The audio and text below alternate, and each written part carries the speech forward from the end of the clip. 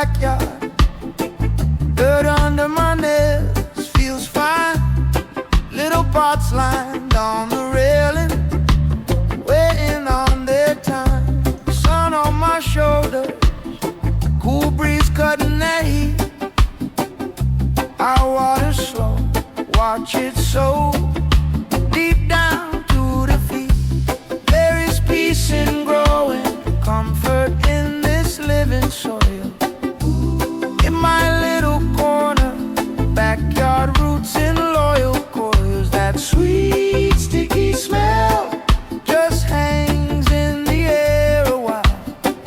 Big flowers all around me, and it all just makes me smile.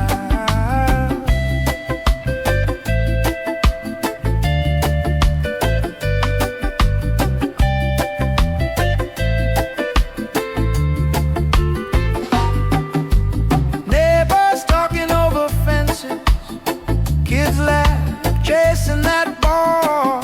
I'm trimming leaves, humming low, no hurry at all. Hands stained green and earthy, shirt speckled in brown. Tiny seeds turn to giants, quiet on this ground. There is peace in growing, comfort in this living soil. In my little corner, backyard roots in loyal coils. That sweet sticky smell just hangs in the air a while. Big flowers all around me, and it all just makes me smile.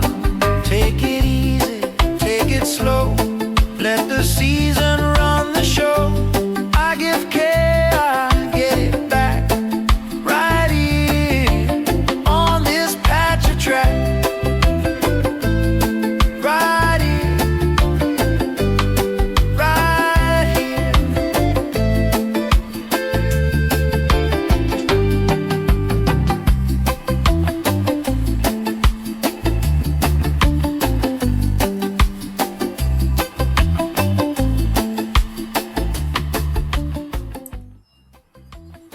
Well, looky here. This is day 14.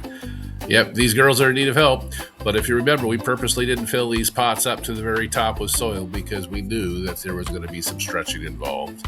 So now by backfilling these plants like you just saw, it allows that dirt to get up around the stem, and the stem in itself actually creates roots. So these girls are ready for it. They're ready for this next stage.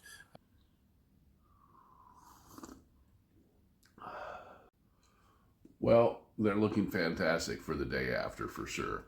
So they handled that treatment very well. They're looking strong and they're happy. And if you even notice this little Jack Hera, it stood straight up.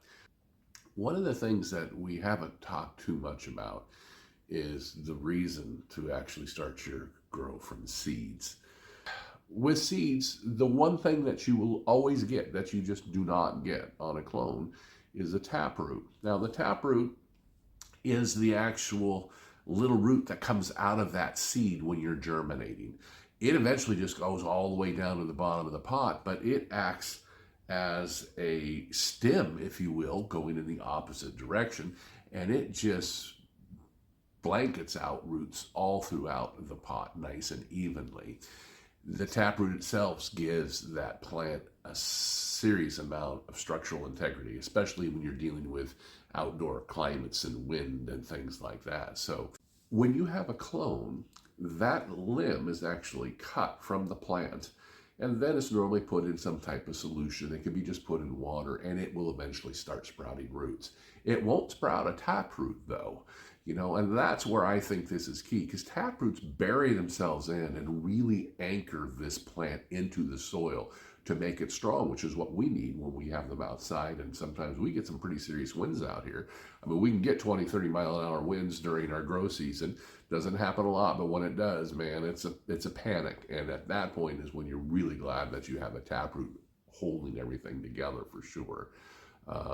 But once you cover up the stems like we've done with these, the stem itself will actually start producing roots and giving it even more structural integrity. So this is the primary way to actually protect the plants when they're young. I think is an important step. I've done a lot of different things in the past. You should have seen some of the past ideas I've come up with to keep my little stringy, stretchy stems straight up and vertical. I've supported them in a lot of different ways for sure, but this is actually the best way to do it because you're killing two birds with one stone. You're making the plant itself stronger, a lot less susceptible to any kind of wind, and you're actually gaining more root starting area in that stem because now it's been covered with dirt, and it itself will turn into a root and start producing those extra hairs and roots that will come out of there. So that's a good thing. I've got people out there that tell me that they just don't like to grow from seed. They don't like to fuss with figuring out if it's a male or a female. Hello, we have feminized seeds today, folks. This is something that we've spent a lot of time on in this industry to try and figure out how to do. You can now confidently buy female seeds. They'll all be female, and it'll be a great experience for you. So if you're concerned about getting a male in there, feminized seeds might be your first avenue to consider. It's all I ever do anymore because I don't want to waste the time and have a male if I don't want to. I'm not breeding seeds here or anything like that. So there is definitely a time and a place to have a male plant. But when you're growing just for self-consumption like we're doing here at Stroud Loud, it's all about getting Sensimilia. Sensimilia is bud without seeds. So that's the key right there. If you remember, we did have that one leaner that we backfilled, which was the Jack Hera. Last year, that plant did exactly the same thing. And what's interesting is I just feel that that particular genetic likes to be more like an ivy. I bet you anything that was going down towards the ground because it itself wanted to get its stem closer to the earth to where it can actually grow roots, and it would be more of an ivy with more shoots coming up in nature. I'm guessing that because it is in the genetics of this particular plant that when it gets to a certain size, it just starts to lean over and starts to grow horizontally as opposed to vertically, which is interesting.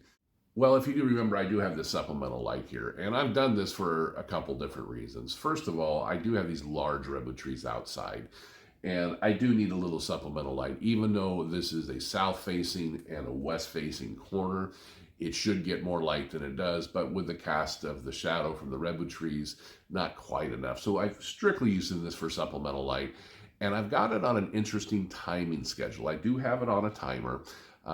Believe it or not, I have this on a 14-hour time. Now, there's a lot of different light cycles that you hear out there, and these are primarily for indoor growers. You know, you've heard of 12-12, you've heard of people running 18 hours, you've heard people running 24 hours. You know, for me, on my photo periods, because it's all about the amount of time of light that dictates these girls when they go into veg, when they actually go into flower. So I know that my target date, which is the 10th of May, is going to be, as far as daylight hours in my backyard, daylight hours in my backyard on the 10th of May is 14.3 hours.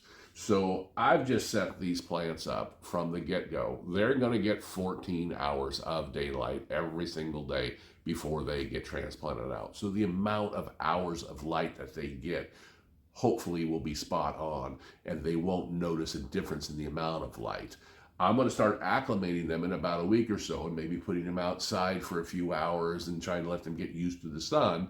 But overall, I'm going to keep them in that 14-hour on cycle so they can see that and they can feel that light and they know it's about 14 hours. So when they do go outdoors, the amount of light time is not going to freak them out. It's not going to put them into some kind of situation where they could, you know, pop into flower or something like that. So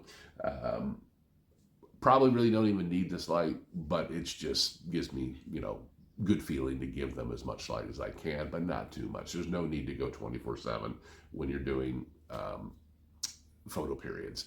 Autoflowers, totally different situation, and we'll talk about that more in another episode. Again, thank you for watching to the end. Folks, there is peace in growing. If you know anybody that might be looking to start growing some cannabis at home, please turn them on to this channel. If you're getting anything out of these videos, I really would appreciate you checking in stroudloud.com. There are multiple ways that you can actually support this channel. This is a fantastic hobby. I mean, there truly is peace in growing. So my suggestion for you, get your green thumb on, get yourself some seeds, let's start growing. There is a whole bunch of season left. Don't let my starts intimidate you. You can start seeds right now and still have a wonderful harvest. We can be starting seeds all through the month of March, all through the month of April. Quite frankly, you could probably start some seeds in May. But we've got plenty of time. Let's just get it on.